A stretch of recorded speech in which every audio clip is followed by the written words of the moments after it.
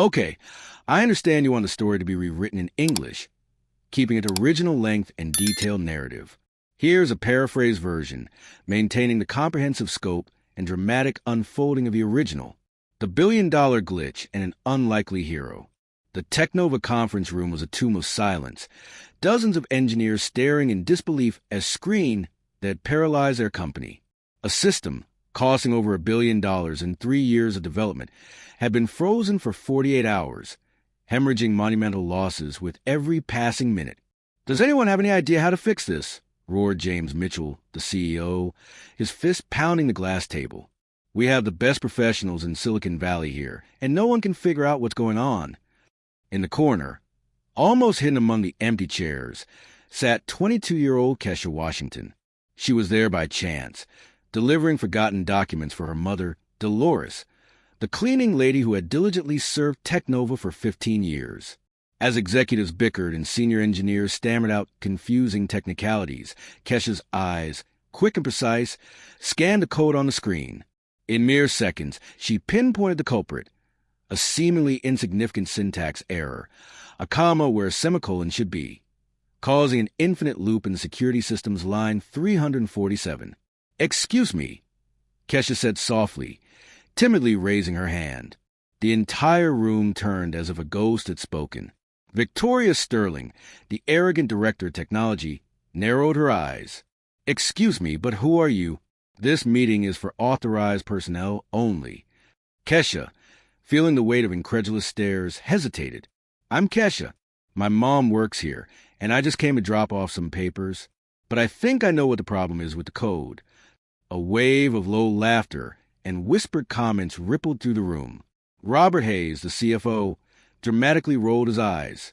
"Young lady, this is not a joke. We're talking about a system that costs more than the GDP of some countries. We don't need guesswork from someone who doesn't understand programming." Kesha held her ground, her gaze serene, as if accustomed to such dismissals. "I understand that it seems impossible," she replied calmly.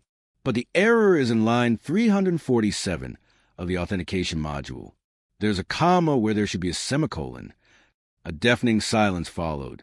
Mitchell frowned, approaching the screen. The engineers furiously checked. "My God," muttered David Chun, the lead developer. "She's right. How did she see that?" Within 2 minutes of Kesha's suggested correction, the system hummed back to life, smoothly operational.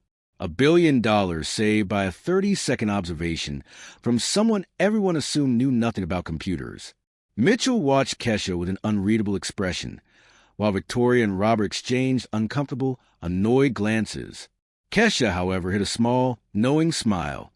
This wasn't her first time surprising those who underestimated her.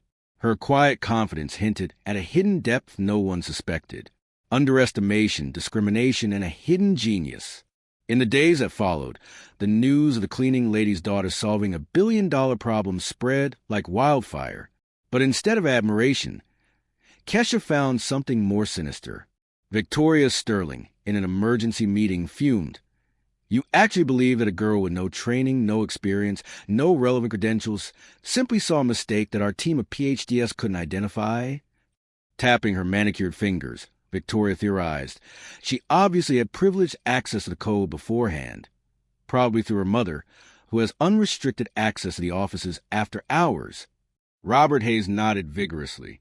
"Exactly what I thought. It's impossible for someone with her background to have that kind of technical knowledge. It must have been luck or inside information. What they didn't know was Kesha Washington wasn't just a cleaning lady's daughter. At 16, she had been accepted with a full scholarship to MIT's computer science program, but was forced to turn it down when her mother, Dolores, was diagnosed with cancer. Medical bills and the need to care for her mother put her academic dreams on hold. For 6 years, while working various part-time jobs, Kesha continued to study programming on her own. In the quiet early morning, she devoured online courses, participated in programming forums under the pseudonym QuashDev, and solved complex code problems on platforms like GitHub and Stack Overflow. Her online reputation was globally respected, but no one at Technova had any idea. 3 days later, Kesha was summoned to Victoria's intimidating office. Victoria, feigning warmth, said, I need to clear up a few things. We can't allow unauthorized employees to have access to confidential company information. Kesha calmly replied, I didn't have access to any confidential information, Miss Sterling. I simply observed the code that was displayed on the screen. Victoria's voice dripped with sarcasm. Oh, so you're saying you were able to identify a complex error in a billion-dollar system just by observing it? How interesting. And where exactly did you develop this extraordinary expertise? Studying, Kesha replied simply. Victoria laughed, a high-pitched, unpleasant sound. Studying where? Do you have a degree we don't know about? Some professional programming experience you forgot to mention? Kesha felt a familiar burn of humiliation, but her expression remained unchanged. It was the same feeling she'd experienced at 16 when a private school counselor suggested more practical courses upon discovering her background. I don't have a college degree, Kesha admitted calmly, but that doesn't invalidate what I've observed. Victoria leaned forward, eyes flashing with calculated cruelty. Kesha, dear, let me be clear. This company invests millions in hiring the best talent in the world. We don't need well-meaning guesswork from people who don't have the background to understand complexity of our systems. Robert Hayes chimed in. What Victoria is trying to say is that we appreciate your initiative, but there's a hierarchy for important reasons. People like you simply don't have the necessary training to contribute on a technical level. People like me, Kesha repeated, her voice still calm, but a different light shining in her eyes. Robert hesitated, realizing his blunder. People without formal technical training, of course. Kesha nodded slowly, processing every word, meticulously filing it away. She had learned to recognize underestimation, and more valuable still, how to use it to her advantage. I understand perfectly, Kesha said, rising. Thank you for clarifying the company's position. As she headed for the door, Victoria delivered one last jab. Oh, and Kesha, it would be best if you didn't mention this incident to other employees. We don't want to create unrealistic expectations about future opportunities. Kesha paused at the door, turned and smiled, a small, almost imperceptible smile that made Victoria inexplicably uncomfortable. Of course, Miss Sterling. I understand that some people prefer to keep certain things private. Victoria and Robert exchanged satisfied glances, convinced they had put the girl in her place. They had no idea they had just made a crucial mistake, underestimating someone who had spent years being underestimated and developed that night, helping her mother with medication. Kesha reflected. Dolores, sensing her daughter's thoughtfulness, held her hand. Something wrong at work, sweetheart? Kesha smiled, kissing her mother's forehead. Nothing I can't handle, Mom. Some people just need to learn that intelligence doesn't come with a degree, and that underestimating someone can be a very costly mistake. As Dolores slept, Kesha opened her laptop and typed a login Victoria, and Robert would never guess. QuashDev. Her GitHub account displayed contributions to some of the world's most respected open-source projects, some even used by Technova itself. Her programming forums revealed years of elegant solutions to complex problems. But that was just the tip of the iceberg. Through her mother's accounts, Kesha had developed a deep understanding of Technova's technical systems, as well as its political and structural vulnerabilities. Every humiliation, every condescending comment, every disdainful look was carefully cataloged, not for revenge, but because Kesha knew knowledge is power and patience is strategy. As she coded with surgical precision, her eyes shone with a determination her colleagues would never suspect. They thought they knew Kesha Washington, the lucky daughter of a cleaning lady. They were about to discover that some people don't just survive prejudice. They become stronger and more dangerous with every attempt at humiliation. The plot thickens. Allies in unmasking systemic deceit. In the 2 weeks following her enlightening conversation with Victoria Sterling, Kesha's life at Technova became a meticulous exercise in observation and documentation. Every condescending interaction, veiled comment, and disdainful look was carefully recorded in her memory.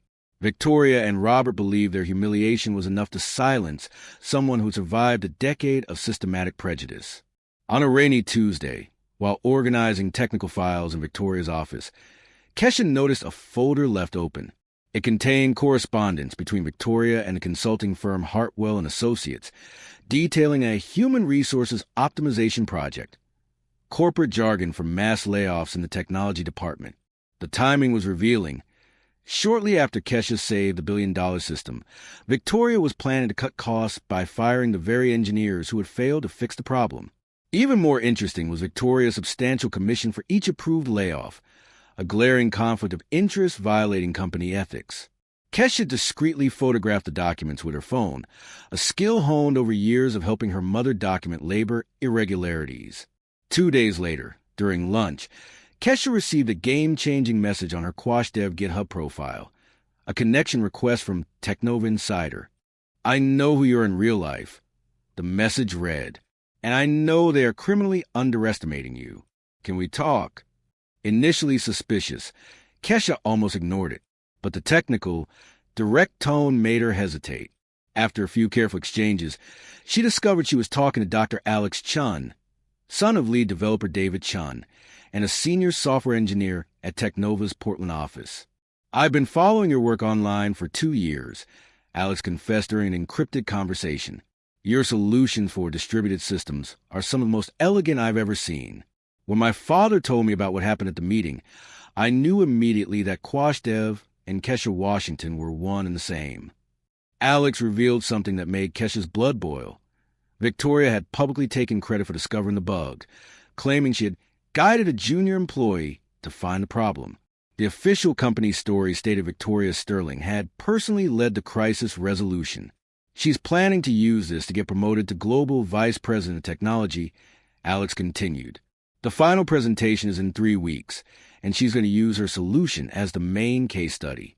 At that moment, Kesha understood this was bigger than individual prejudice. It was a system designed to extract value from people like her while keeping them invisible. Victoria wasn't just stealing her credit. She was building an entire career on this appropriation. Alex had more. There are rumors that she's manipulating the performance evaluation algorithms to justify layoffs. If I'm right, she's violating at least 6 federal regulations on fair labor practices. Kesha was silent for a moment, processing the magnitude. Then, for the first time in weeks, she smiled, not a forced polite smile, but something predatory and calculated. "Alex," she typed, "do you have access to performance review system logs?" "Not directly, but I know someone who does." "Why?" "Because it's going to be necessary for what I have in mind." Over the next few days, Kesha operated on 2 distinct levels. Publicly, she remained the humble and grateful daughter of a cleaning lady, greeting Victoria with polite smiles and accepting without protest when kindly discouraged from technical meetings. Privately, with Alex's help, she was building a dossier that would make the Watergate investigation look like a school project. Alex connected her with Dr. Priere, a forensic data analysis expert working remotely for Technova from Boston. Priya was outraged. "You mean they stole your solution, and now they're using it to justify layoffs? That's disgusting. I have access to all the metadata in the system. I can prove exactly when and by whom every line of code was modified." The trio worked systematically. Alex provided inside access. Priya analyzed technical data. Kesha coordinated everything while maintaining her routine. What they discovered was worse than expected. Victoria hadn't just stolen Kesha's credit. She had systematically attributed solutions from several junior developers to herself over the past 2 years. More than a dozen important technical innovations were officially developed by Victoria Sterling, when in reality, she could barely distinguish HTML from CSS. Worse still, the evaluation algorithms have been deliberately manipulated to underestimate the performance of Black and Latino employees, while artificially inflating the results of white executives like herself. The evidence was irrefutable. Statistical correlations, digital audit trails, and even audio recordings of meetings where Victoria openly discussed how to manage diversity without compromising standards. Robert Hayes was also deeply implicated. As CFO, he had approved multiple bonuses for Victoria based on stolen innovations while simultaneously cutting training budgets for minority employees. That evening, helping her mother with physical therapy, Dolores noticed a change in Kesha. "You seem different, sweetheart, more confident." Kesha smiled, kissing her mother's forehead. Just remembering something you always taught me, Mom. That dignity isn't something others can take away from you. It's something you choose to keep no matter what they try to do. And what are you planning to do with that dignity? Dolores asked, knowing her daughter too well. I'm going to remind a few people that underestimating someone can be the most expensive mistake of their lives, Kesha replied, her eyes shining with a determination her mother hadn't seen in years.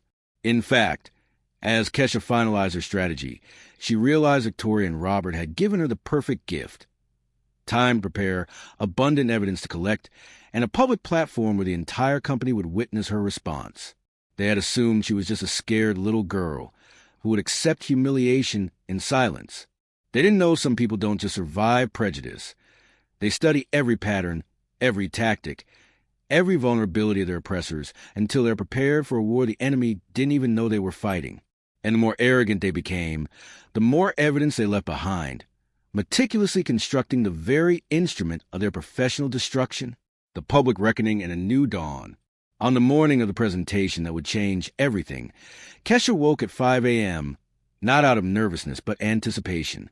After years of being underestimated, the time had come to show the true price of institutionalized arrogance.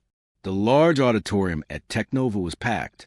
Executives from every continent participated via video conference, while 2,000 employees watched in person. Victoria Sterling walked onto the stage with the supreme confidence of someone about to receive the biggest promotion of her career. "Ladies and gentlemen," Victoria began, her voice echoing, "today, I'm going to share how our strategic leadership saved a billion-dollar investment that was on the verge of total collapse." In the back row, Kesha watched silently, her laptop connected to the company's internal network. Beside her, Dolores, who had taken a special day off, held her hand proudly. "The problem was extremely complex," Victoria continued, clicking to the next screen. "Our best engineers worked tirelessly, but it was my expertise in systems architecture that identified the critical flaw." James Mitchell nodded approvingly from the front row. International board members smiled on screen, clearly impressed. Then the lights in the auditorium dimmed, and a new voice cut through the silence, calm, clear, and devastatingly confident. "Excuse me, Miss Sterling," Kesha said, rising from the back row, "but there are some important details about that story you forgot to mention." Victoria froze on stage, her microphone still on, picking up her heavy breathing. You shouldn't be here. This is an executive presentation." "You're right," Kesha replied, walking slowly down the center aisle. "But as the actual author of the solution you're presenting, I believe I have the right to set the record straight." A murmur of confusion rippled through the auditorium. Mitchell frowned, clearly lost. "What is she talking about, Victoria?" Kesha reached the stage and, without asking permission, connected her laptop to the projection system. "My name is Kesha Washington, also known online as QuashDev, and I can prove that every line of code Miss Sterling is presenting as hers was written by me." The giant screen behind Victoria now displayed Kesha's GitHub with thousands of contributions and an impeccable reputation in the international developer community. Audible gasps echoed. "That's impossible," Victoria stammered, her face draining of color. She doesn't have the qualifications." "You're right about one thing," Kesha interrupted, her voice carrying years of pent-up dignity. "I don't have a college degree, but I have something you clearly don't: integrity." Kesha clicked to the next screen. Detailed timestamps showed exactly when each correction had been made to Technova's system, correlating perfectly with the commits on QuashDev's GitHub. "But stealing my work was just the beginning," Kesha continued, her presentation flowing with the precision of a seasoned prosecutor. "Dr. Pierre, our forensic expert, discovered something far more sinister." The screen now showed devastating statistical graphs. Correlations between race and performance reviews, irrefutable evidence of algorithmic manipulation, and internal emails discussing how to manage diversity without compromising standards. Robert Hayes, in the second row, was visibly sweating. That's taken out of context." "Was it?" Kesha smiled, clicking to play a crystal-clear audio recording. Victoria's voice echoed. "We need to be smart about this, Robert. We can't just fire Black and Latino employees outright." But if the algorithms show that they don't meet the standards, the silence was deathly. International executives exchanged shocked glances on screen. Mitchell was as pale as a sheet. "This is a hoax," Victoria shouted, finally finding her voice. "She's lying, fabricating evidence." "Really?" Kesha remained serene. "Then can you explain why you received commissions of $200,000 for every dismissal proved through Hartwell and Associates, a company that, incidentally, is owned by your brother-in-law?" The screen now showed contracts, bank transfers, and a web of corruption stretching back 2 years. Victoria Sterling wasn't just stealing credit. She was monetizing systematic discrimination. "Ladies and gentlemen," Kesha said, addressing the cameras directly, "for 2 years, this company has been infected by a cancer. Not just intellectual theft, but institutionalized discrimination disguised as meritocracy." Alex Chun, connecting from Portland, appeared on one of the screens. "I can confirm every bit of this evidence. As a senior engineer with access to the systems, I personally witnessed the manipulation of the data." Victoria looked desperately at Mitchell, at the board members, at any potential ally, but their faces revealed only horror and disgust. Her 15-year career was crumbling in real time, broadcast live to thousands. "James," she pleaded, using the CEO's first name. "You know me. We worked together for—" "I thought I did," Mitchell replied, his voice cold as ice. "But the person I knew wouldn't steal work from a brilliant young woman and then try to destroy her career." Kesha approached the microphone one last time. "I didn't do this out of revenge. I did it because I believe companies like Technova can be better. They can be places where talent is recognized regardless of last name, degree, or skin color." As the auditorium erupted in applause, Victoria Sterling stood alone on stage, her hands shaking uncontrollably. In 15 minutes, she had lost her career, her reputation, and any chance of ever working in Silicon Valley again. Robert Hayes was already being escorted out by security, his phone ringing incessantly with lawyers trying to control the damage. Meanwhile, Kesha stepped off the stage with the same calm she had stepped on it with. Her mother waited with tears of pride in her eyes. And for the first time in years, Kesha felt like the world was finally seeing who she really was. But the real question remained. In a company built on privilege and prejudice, was it possible to build something genuinely new? And how would Kesha use her devastating victory to create change that would last far beyond that moment of public justice? The aftermath and a lasting legacy. 6 months after the presentation had destroyed 2 careers and reshaped an entire company, Kesha Washington sat in her new office as Director of Innovation and Technology Ethics at Technova. The panoramic view, once unattainable, was now part of her daily routine. Victoria Sterling discovered that a destroyed reputation in technology spreads like a virus, quickly and impossibly hard to delete. After federal investigations confirmed civil rights violations, she faced not only the end of her career, but criminal charges. Her last attempt at employment was rejected by a startup that ironically used open-source code developed by Kesha. Robert Hayes' fate was even more poetic. The illegal commissions resulted in fines that consumed his savings and his Malibu home. Now working as an accountant at a small firm, his ambitions of empire were reduced to small business spreadsheets. James Mitchell had become a completely different CEO. "Kesha taught me that real talent doesn't need pedigree. It just needs opportunity," he said during a conference on ethical leadership. The transformation at Technova was radical. The new evaluation algorithm, supervised by Kesha, eliminated systematic biases. Productivity increased by 40%, proving that diversity wasn't just morally right, it was economically smart. Dolores Washington, now with access to the best medical care, watched her daughter's achievements with pride. "I always knew she was special, but seeing her turn injustice into strength to help others, that makes me even prouder." During a lecture at MIT, the university she couldn't attend years earlier, a student asked how she had remained calm in the face of such humiliation. "Because I learned that anger only burns those who carry it," Kesha smiled. Intelligence, patience, and preparation are much more efficient fuels for real change. Kesha founded the Code for All initiative, offering scholarships and mentoring to young people from marginalized communities. The program has already trained hundreds of developers working at leading Silicon Valley companies. The best revenge, she used to say, is not to destroy those who hurt you. It's to build something so great that the limitations they try to impose on you become meaningless. Victoria, watching the news about Kesha's global success from her rented apartment, finally understood the magnitude of her arrogance. She had underestimated a force of nature disguised as humility. Kesha's story proved that some people don't just survive prejudice. They turn it into fuel for achievements that redefine what's possible. While Victoria faced the consequences of years of discrimination, Kesha was building bridges to a future where talent would be recognized regardless of origin. The cleaning lady's daughter had become the architect of a new technological paradigm, proving the true revolution happens when intelligence meets opportunity, and that underestimating someone could be the most costly mistake of a lifetime.